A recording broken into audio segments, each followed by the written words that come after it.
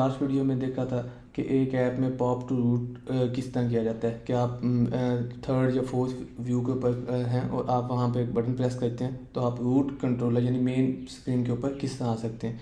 तो उसमें हमने डिस्कस किया था कि नेक्स्ट पार्ट में हम देखेंगे कि ऐप का जो रूट कंट्रोलर उसको चेंज किस तरह किया रहता है। लास्ट वीडियो में देखा था कि रूट पॉप कैसे करते हैं, यानी आप फर्स्ट सेकंड थर्ड और फोर्थ व्यू पे हैं तो बटन के क्लिक के ऊपर आप फर्स्ट व्यू पे कैसे आते हैं। और अब हमने रूट चेंज करना है। तो ये सिनेरियो अगर आप इस स्क्रीन पे देखें तो आपको सिनेरियो नज़र आए। जिन ऐप्स के अंदर यूजुअली साइन अप या लॉगिन वाला फीचर होता है उनमें ये लाजमी इम्प्लीमेंट करना पड़ता है। तो जैसे आप देखें यहाँ पे आपका अगर आप लॉगिन नहीं है तो इसने आपका रूट रहना है। आप नेविगेट करके इस स्क्रीन पे आ जाते हैं और फिर फॉरगॉट वाली स्क्रीन पे आते हैं और फिर इसके क्लिक के ऊपर आप पॉप करके यहाँ पे आ जाते हैं।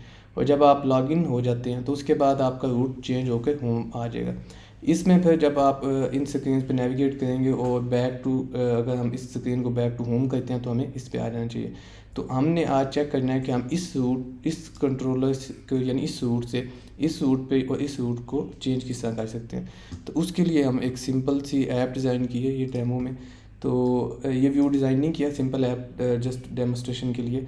तो अगर हम यहाँ पे लॉगिन का बटन क्लिक करते हैं तो आपका रूट चेंज होकर यहाँ पे आ जाता है, ये आपका टैब आ गया और लॉग आउट के क्लिक के ऊपर आप यहाँ पे आ जाते हैं। तो इस तरह की सिंपल ऐप हम अभी डिज़ाइन करते हैं। उसके लिए हम एक्सकोड उसको एक create new Xcode project iOS app route change Swift UI select कर लेनी, लैंग्वेज और टारगेट फोल्डर ऐड कर देना। आपका प्रोजेक्ट क्रिएट हो गया। आपने target device iPhone 13 pro max add कर देनी है और प्रीव्यू को रिज्यूम कर देना है।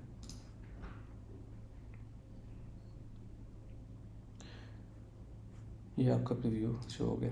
अब हमने सबसे पहले हम अपनी लॉगिन स्क्रीन ऐड डिज़ाइन कर लेते हैं, उसके बाद टैब्स की स्क्रीन्स और फिर उसके बाद हम फंक्शन ऐड कर लेंगे कि हमने रूट को किस तरह चेंज करना है।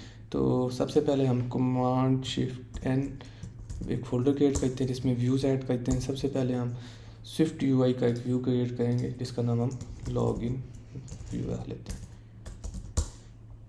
इसके बाद हम अपने टैब के व्यूज़ क्रिएट कर लेते हैं।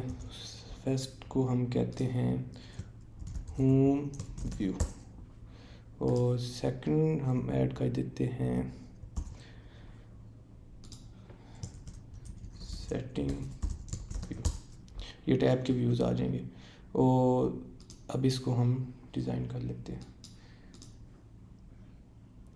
होम व्यू में हम एक स्टैक व्यू ऐड करते हैं और इस स्टैक व्यू के अंदर हम कैसा खाने में यार क्या मंगवाना, भूख बहुत लगी है। दाल मंगवा लो, सादा या मोहब्बत वाली?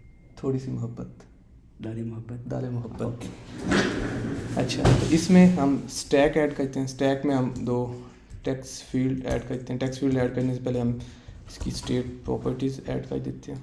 तो इसमें हम add state private var name is equal to empty, add state private var email is equal to ये जस्ट सिर्फ दिखाने के लिए कि हम टेक्स्ट फील्ड ऐड कर रहे हैं। टेक्स्ट फील्ड टाइटल नेम और बाइंडिंग वेरिएबल इसको पास कर देंगे नेम। और सेकंड फिर हम एक टेक्स्ट फील्ड ऐड करते हैं जिसमें हम ऐड करेंगे ईमेल और $, इसको हैंडल कर लेते हैं। इसका फ्रेम साइज़ ऐड करते हैं, इसकी थोड़ी सी हाइट दे देते हैं ताकि ये दिखने में बेहतर हो जाए 56। और अभी कुछ साइज़ में इंक्रीज़ हो गया और इसके ऊपर हम बॉर्डर ऐड कर देते हैं। तो हम ऐड करते हैं ओवरले में हम एक रेक्टेंगल लेते हैं जिसको कॉर्नर रेडियस 10 का अप्लाई कर देते हैं और इसके ऊपर हम एक स्ट्रोक ऐड कर देते हैं। स्ट्रोक को कलर दे देते हैं ग्रे और उसकी जो लाइन विड्थ है उसको हम 2 ऐड कर देते हैं और इसकी इंडेंटेशन से ठीक कर लेते हैं। तो ये कुछ उस तरह दिखने लग गई। सेम यही कोड हम कॉपी करके नीचे वाले टेक्स्ट फील्ड के लिए भी ऐड कर देते हैं। अब थोड़ी सी इसकी पैडिंग माइनस में कर देते हैं, पैडिंग -3 तो ये तो कुछ पेज नज़र आने लग गया। और इसकी भी पैडिंग -3 ऐड कर देते हैं और इस टैग की आपस में स्पेसिंग ऐड कर देते हैं 20 की और इसको कुछ पैडिंग ऐड कर देते हैं डॉट पैडिंग। तो ये कुछ उस तरह दिखाई देने लग गया व्यू। इसके बाद अब हमने क्या करना है, हमने एक बटन ऐड करना है, एक बटन। इस बटन पे हमने अपना रूट चेंज करना है। तो प्रिंट इधर हम करेंगे लॉगिन और लेबल में हम टेक्स्ट ऐड करके लॉग इन ऐड कर देते हैं। ये लॉगिन इस बटन के क्लिक के ऊपर हमने इसका रूट चेंज कर देना है, तो हम इसको पैडिंग ऐड कर देते हैं। उसके बाद नेक्स्ट कौन सा है, उसमें हम स्ट्रोक की पैडिंग यहाँ पे देखिए। उसके बाद हम ये स्क्रीन डिज़ाइन होगी, फिर हम होम व्यू पे आ जाते हैं। होम व्यू में हम कुछ वी स्टैक ले लेते हैं। इस वी स्टैक में हम एक टेक्स्ट ऐड कर देते हैं जिस पे हम होम और एक बटन ऐड कर देते हैं, बटन लॉग आउट, और लेबल उस पर ऐड कर देते हैं लॉग आउट के नाम से। और इसको हैंडल करके चेक कर लेते हैं, ये भी ठीक हो गया। इसमें स्पेसिंग ऐड करते हैं थोड़ी सी 20 की, और बटन का क्लिक के एरिया इंक्रीज करने के लिए कुछ पैडिंग ऐड कर देते हैं। और सेटिंग व्यू में सिर्फ जस्ट हम यहाँ पे टेक्स्ट ऐड कर देते हैं सेटिंग। यहाँ तक कंप्लीट हो गया। अब हमने एक टैब बार लगानी है, तो उसके लिए हम एक स्विफ्ट यूआई व्यू लेते हैं जिसका नाम रखते हैं टैब कंट्रोलर। इस टैब कंट्रोलर में हम एक टैब व्यू ऐड करते हैं और इस व्यू में हम अपने टैब्स ऐड कर देते हैं। फर्स्ट टैब हम ऐड करते हैं होम व्यू की, और उसमें हम टैब आइटम ऐड करते हैं और उसको लेबल ऐड करते हैं होम, और उसको जो इमेज हम असाइन करेंगे वो सिस्टम इमेज होगी। सिस्टम इमेजेस एप्पल ने ऑलरेडी प्रीडिफाइन की हैं, उनको हम असाइन कर सकते हैं। तो यहाँ पे उन्होंने एक ऐप है, उसको आप डाउनलोड कर सकते हैं SF Pro। इसमें इन्होंने सिंबल्स रखे हुए हैं, आइकन्स रखे हुए हैं जिनको आप यूज़ कर सकते हैं। तो पहले हम होम यहाँ पे ये हाउस का आइकन यूज़ कर लेते हैं, जो USA हाउस, और उसके बाद हम टैब व्यू में इशू क्या आ रहा है, sorry, tab view content, sorry. अब इसमें होम व्यू में टैब आइटम, और टैब आइटम में लेबल में होम और सिस्टम इमेज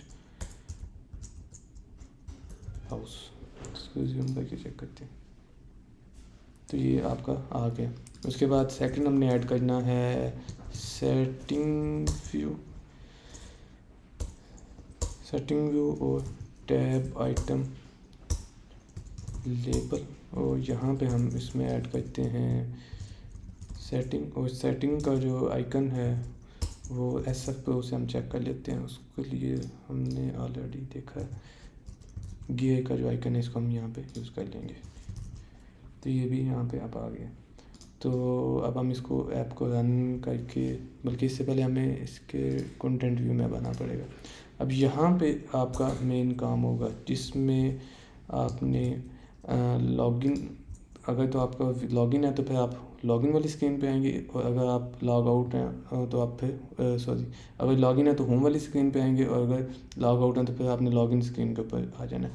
तो उसके लिए हम एक वेरिएबल क्रिएट करते हैं add state private for is login, उसको हम फॉल्स कर देते हैं।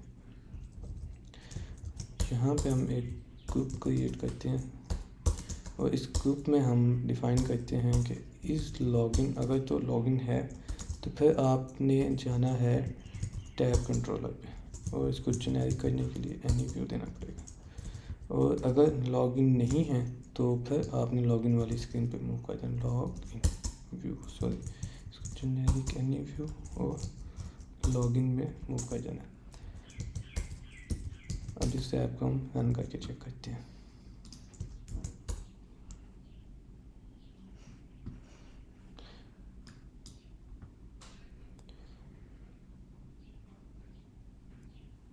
तो ये अब आप की स्क्रीन लॉगिन वाली आ गई। अगर इसको हम ट्रू करके देखें तो फिर आपकी स्क्रीन जो सी है वो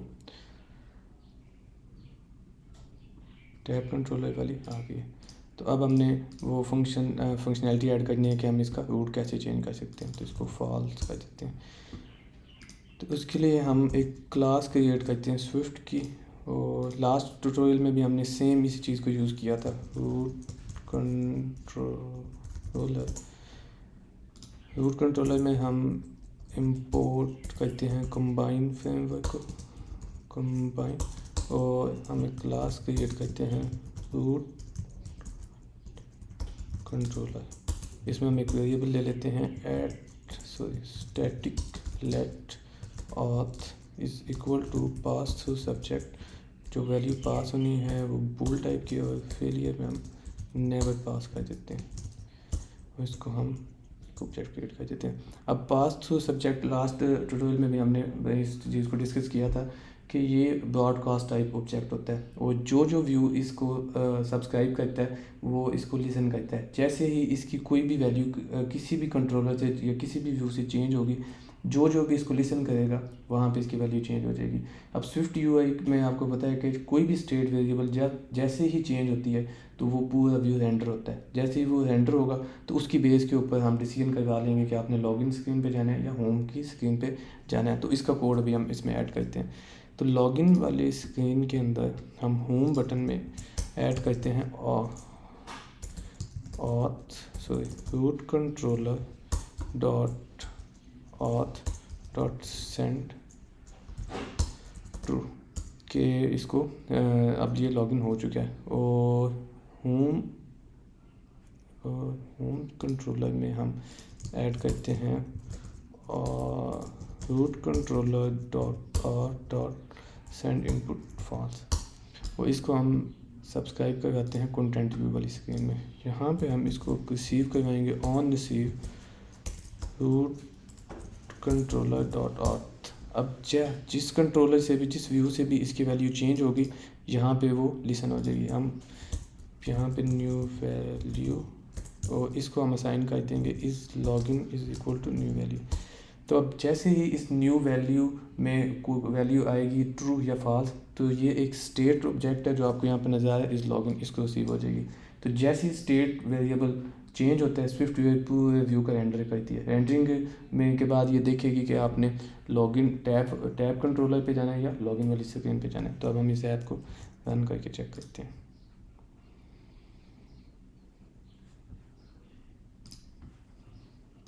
तो अब अगर मैं लॉगिन का बटन क्लिक करता हूँ तो मेरा रूट कंट्रोलर चेंज हो चुका है। अब मैं स्क्रीन पे आ चुका हूँ जहाँ पे टैब लगी हुई है, और अगर मैं लॉग आउट को क्लिक करता हूँ तो मैं इस स्क्रीन पे आ चुका हूँ।